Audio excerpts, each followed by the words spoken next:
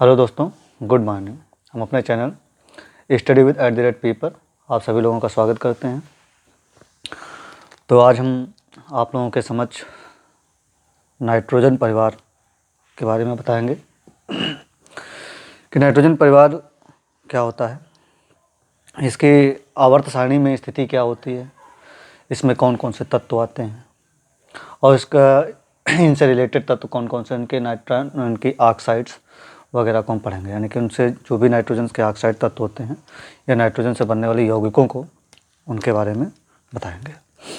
तो यहाँ पे नाइट्रोजन परिवार आपका आवर्त सारणी में यानी पीरियोडिक टेबल्स में कौन से वर्ग में आता है, या ये हम कह लें कि जो आप लोगों के इंटरमीडिएट के कोर्स में हमारे पी ब्लॉक के तत्व आते हैं। पी ब्लॉक के तत्व में हमें आपके सिलेबस में पढ़ना है 15 वर्ग, 16 वर्ग, 17 वर्ग और 18 वर्ग। तो 15 वर्ग में नाइट्रोजन परिवार के तत्व आते हैं, 16 वर्ग में ऑक्सीजन परिवार के तत्व आते हैं और 17 वर्ग में हाइड्रोजन्स आते हैं, और आपके 18 वर्ग में अक्रिय गैसें होती हैं। ठीक है, ये जो आपके इन्हीं के बारे में हम एक धीरे धीरे आपको बताएंगे। तो आज आपको बताएंगे 15 वर्ग के तत्व। कल 15 वर्ग के तत्व में कौन कौन से तत्व आते हैं, उनकी स्थिति क्या है, ये सब आप लोगों को बताएंगे। तो समूह 15 वर्ग के तत्व या नाइट्रोजन परिवार, ये आज आप लोगों को पढ़ना है।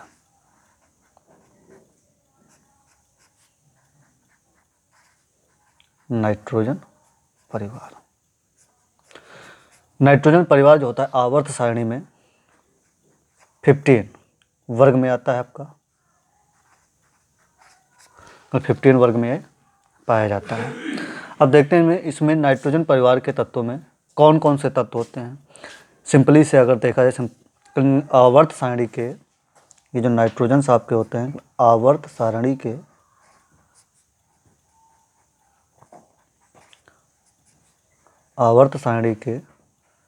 15 वर्ग में पाए जाते हैं।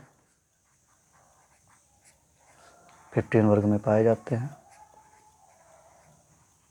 जिनमें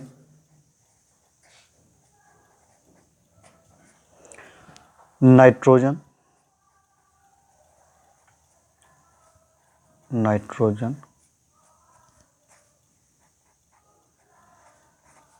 फास्फोरस,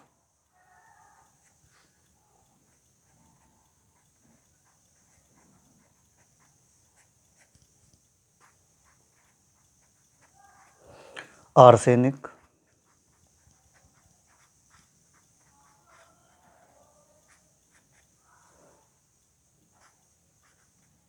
ये सिंबल होता है आर्सेनिक AS,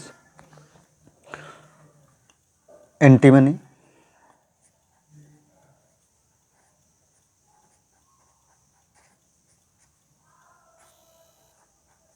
SB तथा बिस्मथ पाए जाते हैं। बिस्मथ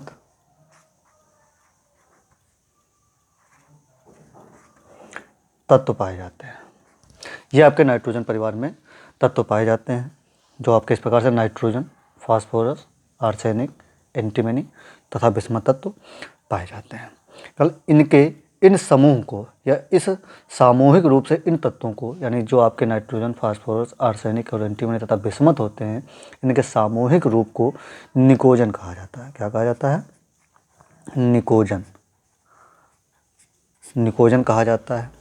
और तो निकोजन को क्यों कहते हैं? क्योंकि इनके यौगिक जो होते हैं वो निकटाइड्स कहलाते हैं। इनके यौगिक क्या कहलाते हैं? निकटाइड्स कहलाते हैं। निकटाइड्स कहलाते हैं जो भी निकोजन, यानी कि इनके यौगिक होते हैं। ये जो आपके नाइट्रोजन, फास्फोरस, आर्सेनिक तथा एंटीमनी और बिस्मथ जो होते हैं, इनके यौगिकों को क्या कहते हैं? हम निकटाइड्स कहते हैं। और उनके टोटल समूह को क्या कहा जाता है? निकोजन कहा जाता है। ठीक है, तो ये थे आपके। अब देखिएगा नाइट्रोजन वर्ग के जो तत्व होते हैं, इनकी उपलब्धता क्या होती है, यानी कि कहाँ कहाँ पाए जाते हैं। हम ये कह सकते हैं कि जो फास्फोरस के अतिरिक्त जो होता है, यानी कि जो फास्फोरस आपका होता है, फास्फोरस के अतिरिक्त अन्य सभी वर्ग, यानी कि जितने भी आपके होते हैं नाइट्रोजन परिवार के तत्वों में, नाइट्रोजन, फास्फोरस, आर्सेनिक, एंटीमनी और बिस्मथ। केवल इसमें फास्फोरस को छोड़कर, यानी कि फास्फोरस के अतिरिक्त इस वर्ग के जितने भी अन्य सभी तत्व हैं प्रकृति में अत्यधिक मात्रा में पाए जाते हैं। यानी कि फास्फोरस को छोड़ करके बाकी जितने आपके नाइट्रोजन, आर्सेनिक, एंटीमनी और बिस्मथ होते हैं, ये सभी तत्व प्रकृति में अत्यधिक मात्रा में पाए जाते हैं। और वायुमंडल में नाइट्रोजन जो है सबसे अधिक मात्रा में पाया जाता है, जिसका आयतन जो होता है 78% होता है। तो नाइट्रोजन का आयतन, तो वायुमंडल में नाइट्रोजन का आयतन जो होता है वो 78% पाया जाता है। कहीं भूपर्पटी के, यानी कि जमीन के खनिजों में यह तत्व, जो आपका नाइट्रोजन होता है, या जमीन में सोडियम नाइट्रेट, इसको किसमें होता है पाया जाता है? सोडियम नाइट्रेट, सोडियम नाइट्रेट के रूप में पाया जाता है, जिसे हम चिली साल्टपीटर या चिली सोरा भी कहते हैं। जिसे क्या बोला जाता है? चिली साल्टपीटर, चिली साल्टपीटर या चिली सोरा भी कहा जाता है। चिली सोरा भी कहा जाता है, ठीक है। तथा ये पोटेशियम नाइट्रेट के रूप में भी पाया जाता है। यानी कि जो भी आपका नाइट्रोजन होता है भूपर्पटी में यानी ज़मीन में, सोडियम नाइट्रेट जिसे चिली साल्टपीटर या चिली सोरा कहते हैं, तथा पोटेशियम नाइट्रेट के रूप में भी पाया जाता है। किसमें पाया जाता है? पोटेशियम नाइट्रेट, पोटेशियम नाइट्रेट के रूप में पाया जाता है, जिसे इस पोटेशियम नाइट्रेट को इंडियन साल्टपीटर बोलते हैं। कौन सा बोलते हैं? इंडियन साल्टपीटर बोला जाता है। ये आपका हो गया के रूप में पाया जाता है। कहीं नाइट्रोजन जो आपका होता है अगर जीवों और वनस्पतियों में, जीव और वनस्पतियों में या प्रोटीन के रूप में पाया जाता है। कहीं जीवों और, नाइट्रोजन जो आपका होता है जीवों और वनस्पतियों में देखा जाए, जो आपके जीवों और वनस्पतियों में प्रोटीन के रूप में पाया जाता है। किसमें पाया जाता है? प्रोटीन के रूप में। कौन सा? नाइट्रोजन प्रोटीन के रूप में पाया जाता है। अब आते हैं फास्फोरस। भाई ये प्रकृति में कम पाया जाता है, तो फास्फोरस भूपर्पटी में पाए जाने वाले तत्वों में 10वें स्थान पर है। यानी कि जो फास्फोरस आपका है, फास्फोरस भूपर्पटी में कौन से स्थान पर पाया जाता है? 10वें स्थान पर पाया जाता है। ये हो गया आपका। जो फास्फेट चट्टानों के मुख्य अवयव होते हैं, यानी कि जो फास्फोरस होता है, जो फास्फेट चट्टानों के मुख्य अवयव होते हैं। और आप लोगों ने सुना होगा कि जो कैल्शियम फास्फेट होता है, कहीं कैल्शियम जो फास्फोरस कैल्शियम फास्फेट के रूप में, ठीक है, यानी जो यही फास्फोरस आपका है कैल्शियम फास्फेट के रूप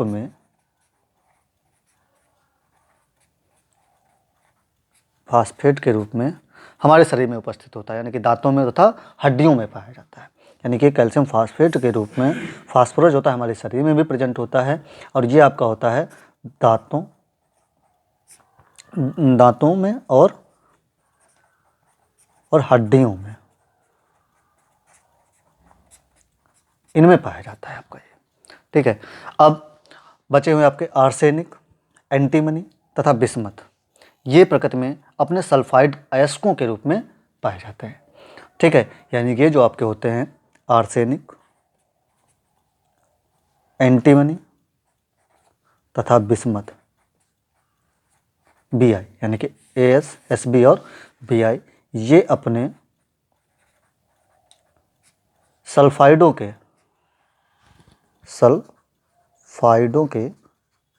अयस्क में पाए जाते हैं,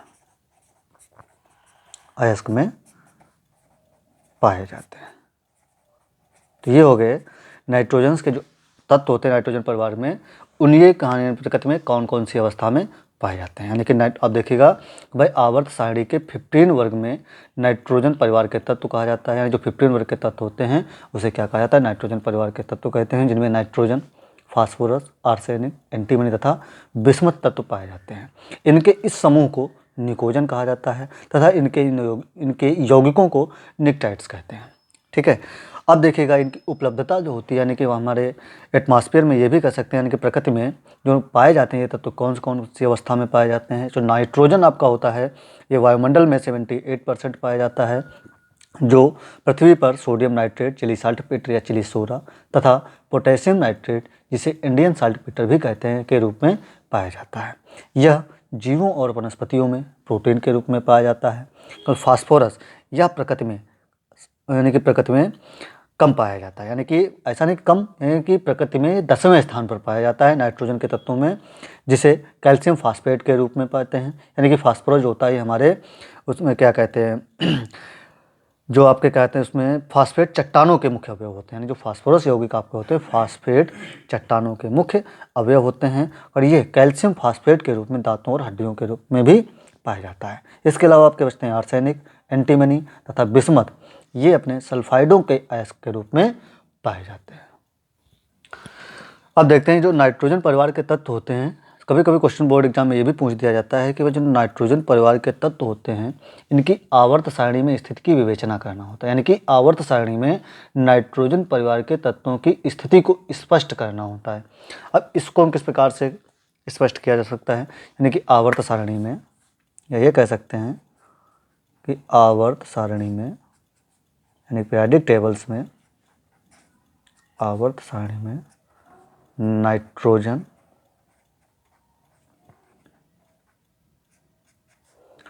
परिवार के तत्वों की स्थिति को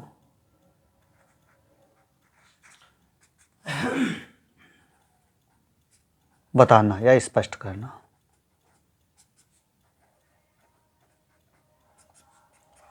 ये तो नाइट्रोजन परिवार के, यानी जो नाइट्रोजन परिवार के तत्व होते हैं उसके आवर्त सारणी में स्थिति को बताना है। तो स्थिति में बताने के लिए इसमें नॉर्मल लिखा जाता है कि नाइट्रोजन परिवार के जो तत्व होते हैं आवर्त सारणी के 15वें वर्ग में, नाइट्रोजन आवर्त सारणी के, इसमें लिखना पड़ेगा आवर्त सारणी के 15 वर्ग में नाइट्रोजन, फास्फोरस, आर्सेनिक, एंटीमनी तथा बिस्मथ तत्व उपस्थित होते हैं। बिस्मथ तत्व उपस्थित होते हैं, ये हो गया। अब ये प्रकृति में नाइट्रोजन जो होता है आपका वायुमंडल में पाया जाता है, जिसकी मात्रा जो होती है 78% होती है। अब यहाँ पे लिख सकते हैं कि नाइट्रोजन गैसीय अवस्था में, नाइट्रोजन आपका जो होता है एक नाइट्रोजन गैसीय अवस्था में पाया जाता है। नाइट्रोजन गैसीय अवस्था में,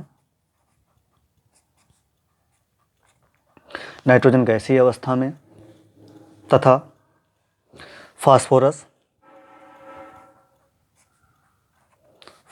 ठोस अवस्था में, फास्फोरस ठोस, और सभी तत्व यानी कि जो शेष तत्व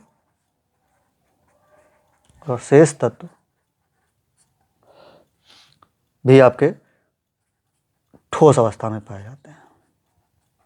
अच्छा, यहाँ पे शेष तत्व इसलिए लिखा है कि जो नाइट्रोजन आपका फास्फोरस जो होता है ये मोम समान सा, यानी कि बहुत ही मुलायम ठोस अवस्था में पाया जाता है, जिसे सरलता से वाष्प में परिवर्तित किया जाता है।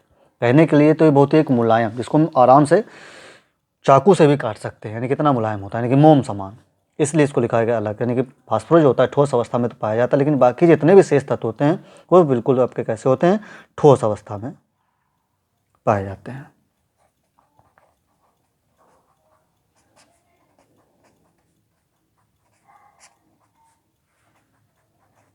ठोस अवस्था में पाए जाते हैं। तो ये हो गया। अब इसके बाद में होता है, अगर और हमें स्पष्ट करना है तो इलेक्ट्रॉनिक विन्यास, इलेक्ट्रॉनिक विन्यास के द्वारा, इलेक्ट्रॉनिक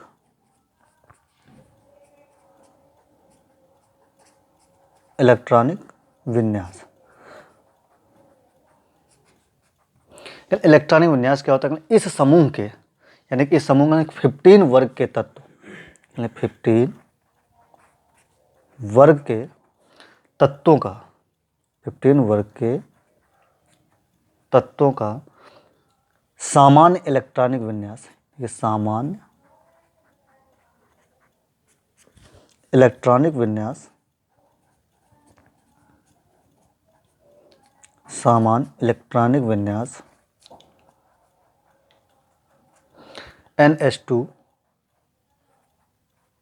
NP3 होता है। NH2 और NP3 होता है। इन तत्वों के संयोजी कोष में 5 इलेक्ट्रॉन उपस्थित होते हैं। यानी कि ये कह सकते हैं कि वाह्यतम कक्षा में कितने इलेक्ट्रॉन उपस्थित होते हैं? 5 इलेक्ट्रॉन उपस्थित होते हैं, जो कि निम्न प्रकार यानी जो कि इस प्रकार है, जो कि इस प्रकार से है। नाइट्रोजन यानी कि इलेक्ट्रॉनिक विन्यास जो कि इस प्रकार से है, देखिएगा। नाइट्रोजन, नाइट्रोजन का एटॉमिक नंबर यानी कि परमाणु क्रमांक आपका जो होता है 7 होता है। जब इसका इलेक्ट्रॉनिक विन्यास करेंगे वो भी sp-df में आप भाव के अकॉर्डिंग, यानी कि 1s2 2s2 2p3, जी आपका हो गया नाइट्रोजन का इलेक्ट्रॉनिक विन्यास। भाई यहाँ पे बताया गया था कि 15 वर्ग के जो तत्व होते हैं उनका सामान्य इलेक्ट्रॉनिक विन्यास यानी कि NH2 और NP3 होता है। यानी कि लास्ट वाले सेल होंगे, यानी कि लास्ट वाली कक्षाएं होंगी, उनमें क्या हो जाएगा? लास्ट NH2 और NP3 होगा। यानी N जो आपका होता है नंबर ऑफ सेल होता है, यानी कि नंबर ऑफ कक्षाएँ जो होती हैं, यानी कक्षकों की संख्या, वो आपका N हो जाता है। अब देखिएगा फास्फोरस, फास्फोरस का एटॉमिक नंबर आपका होता है, जो परमाणु क्रमांक होता है वो 15 होता है। इसका इलेक्ट्रॉनिक विन्यास करेंगे तो क्या हो जाएगा? 1s2 2s2 2p6 3s2 and 3p3। देखो 2 2 4 6 10 तो 12 3 15, यानी कि ये भी आपके लास्ट में 3s2 एंड 3p3 यानी कि NH2 और NP3। अब इसके बाद में आता है आर्सेनिक। आर्सेनिक का एटॉमिक नंबर कितना होता है? 33। इसका परमाणु क्रमांक होता है 33, यानी कि इसके भी वाह्यतम कक्षा में NH2 और NP3 ही आएगा। देखिएगा 1s2 2s2 2p6 3s2 3p6 4s2 3d10 and 4p3। अब देखना आपका ये, अब आप लोग यहाँ पे देख रहे होंगे कि 3d बीच में क्यों आ गया? क्योंकि ये जो इलेक्ट्रॉनिक विन्यास होता है ये एक ऊर्जा के बढ़ते हुए क्रम में किए जाते हैं। यानी कि 3 जो लास्ट कक्षा अगर देखा जाए तो 3 के बाद में ही तो 4 आता है, लेकिन यहाँ पे अगर इसकी एनर्जी लेवल के अकॉर्डिंग बात करें तो 3d जो होता है 4s के बाद में आता है। तो यहाँ पे भी देखेंगे 4s2 और 4p3 हो जाएगा। इसी प्रकार से आपके बिस्मथ और एंटीमनी, एंटीमनी और बिस्मथ, इनके तत्व भी आपके इसी प्रकार से हैं, एंटीमनी और आपका बिस्मथ, जो कि अपने आप कर लीजिएगा आप लोग। अब ये देखिएगा इलेक्ट्रॉनिक विन्यास, यानी कि यहाँ पे बताया गया था कि जो आवर्त सारणी के यानी कि 15 वर्ग के जो तत्व होते हैं, यानी कि 15 वर्ग में आपके कौन कौन से तत्व आते हैं? नाइट्रोजन, फास्फोरस, आर्सेनिक और एंटीमनी तथा बिस्मथ। तब इनका इलेक्ट्रॉनिक विन्यास सेम होता है। यानी कि कहने का मतलब ये है कि यहाँ पे इनका जो सामान्य इलेक्ट्रॉनिक विन्यास होता है NH2 NP3 होता है, लेकिन इनकी वाह्यतम कक्षा में जो इलेक्ट्रॉन होते हैं NH2 और NP3 के अकॉर्डिंग ही फिल किए जाते हैं। ये हो गया आपका इलेक्ट्रॉनिक विन्यास। अब इसके बाद में आता है कि परमाणु त्रिज्या, परमाणु त्रिज्या, एटॉमिक रेडियस। देखिए कोई भी अगर आपका वर्ग दिया हुआ है, चाहे आपका नाइट्रोजन परिवार दिया हुआ, चाहे ऑक्सीजन परिवार दिया हो, चाहे हेलोजेंस परिवार दिए हुए हैं, अगर इनकी आवर्त सारणी में स्थिति को पूछा जाता है तो जैसे इलेक्ट्रॉनिक सबसे पहला पॉइंट होता है इलेक्ट्रॉनिक विन्यास। अब इसके बाद में आता है कि परमाणु त्रिज्या। अब यहाँ पे क्वेश्चन ये उठता है कि परमाणु त्रिज्या किसे कहते हैं? जो परमाणु त्रिज्या होती है आपकी, ये किसे कहा जाता है? अगर परमाणु त्रिज्या जो होता है, कोई भी परमाणु दिया हुआ है, किसी परमाणु के, दो परमाणुओं के बीच की दूरी के आधे भाग को परमाणु त्रिज्या कहा जाता है। कोई भी परमाणु दे दिया जाए और उनके जो बीच की डिस्टेंस होती है उसके आधे भाग को ही परमाणु त्रिज्या कहते हैं। अब ये कहता है, यहाँ पे आता है कि परमाणु त्रिज्या, यहाँ पे आप इसकी डिफिनेशन नहीं लिखनी है, यानी जो परमाणु त्रिज्या है इसकी परिभाषा नहीं लिखनी है। यहाँ पे हमको केवल इतना बताना है कि परमाणु त्रिज्या का आवर्त सारणी के 15 वर्ग में क्या प्रभाव पड़ता है। यानी जो 15 वर्ग होता है, यानी कि नाइट्रोजन परिवार के जो तत्व होते हैं उनके यानी कि उनके परिवार पर इसका प्रभाव क्या पड़ता है। तो जो परमाणु त्रिज्या आपकी है, हमें ये बताना है कि आपके देखिएगा आवर्त सारणी में एक होता है कि वर्ग में ऊपर से नीचे जाने पर यानी कि अप टू डाउन, और आवर्त में लेफ्ट टू राइट यानी कि बाएं से दाएं जाने पर इनका प्रभाव पड़ता है। तो देखिए परमाणु त्रिज्या जो होती है कि वर्ग में ऊपर से नीचे जाने पर बढ़ती है, ठीक है, और आवर्त में बाएं से दाएं जाने पर घटती है। हमको आप पहला पॉइंट यही लिखना है कि नाइट्रोजन परिवार के तत्वों को, या ये लिखें कि 15 वर्ग में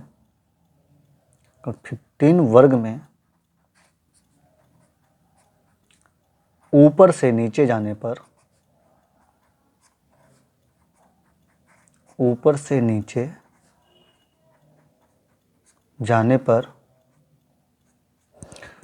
परमाणु त्रिज्या का मान